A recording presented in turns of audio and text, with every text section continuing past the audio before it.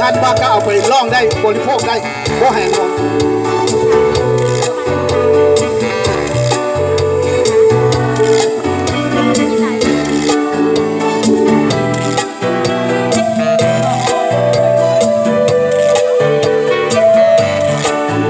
คืนนี้ฝันดับฝันดีฝันเห็นเลข14วันนี้มาจอผสมกันเพื่อนข้างบ้านเขามาบอกเลข14ต้องออกด้วยความมั่นใจทั้งวันฝันแต่เรื่องว่าทั้งเมียจะด่าปล่อยให้ด่าไปไว้วันหนึ่งเจ้าจะซึ้งใจที่ผัวทำไปก็ย้อนน้องแก้วตาอาดีจาผู้สนบ่สวยจังแม่นมันสวยเลข14พัดบ่มาฝันทั้งวันมันก็สวยละว่าทางเลข15พัดดันไปออก13ยามจนเฮ็ดยังกะคอนฮอดแม่งามงอนยังด่าย้อนทุกยาม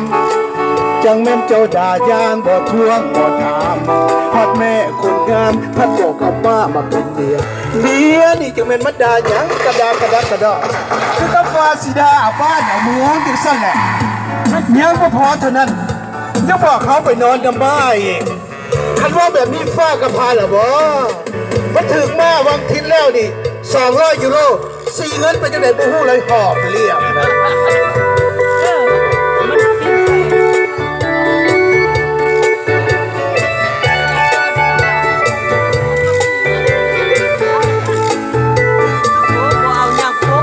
คืนนี้ฝันดับฝันดีฝันเห็นเลข14วันนี้มาจอผสมกันเพื่อนข้างบ้านเขามาบอกเลข14ต้องออกด้วยความมั่นใจทั้งวันฝันแต่เรื่องมาคุณเมียจะด่าปล่อยให้ด่าไปไว้วันหนึ่งเจ้าจะซึ้งใจที่ผัวทำไปก็ย้อนน้องแก้วตาอานิจากุศลบ่สวยจังแม่นมันสวยเลข14พัดบ่มาฝันทั้งวันมันก็สวยละว่าทางเลข15มันดันไปออก13ยามจนเฮ็ดหยังกะคอนฮอดแม่งามงอนยังด่าย้อนทุกยามจังแม่นเจ้าด่ายางบ่ทวงบ่ถามฮอดแม่คนงามพัดบอกเอามาเป็นเมีย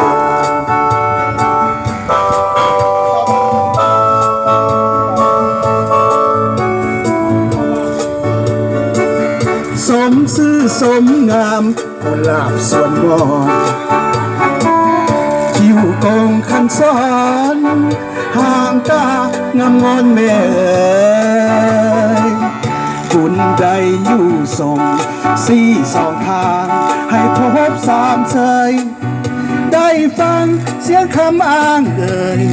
แต่บ่เคยแวะมาเยี่ยมเยือน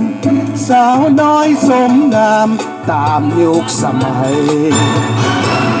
ยิ้มแย้มแจ่มใสจินใจบ่หูลืมเลือนดูดนางพญาจากฝากฟ้าเยี่ยมมาเยือนโหยหาว่าที่ควรเถื่อนเจ้าอย่าเบือนหลีกหนีหน้าไปสวนบอนหักสอนอย่าถอนใจหายความหักอักปางสุดอ่านบางห่วงเหวหัวใจโปรดสงสารคนที่พัดบ้านบาไก่อย่าพักสายไล่ส่งลงแม่คงคาหลงหักข้างเดียวเกี่ยวข้องมองใจโหยหาอะไรจากไปทั้งด้วยน้ำตาก้มหน้าลาทินอินกายฟ้าวางกลางอุลาหากแม้นมีกิ่งศาสนาศาสสิมาขอหัวเมียงมอน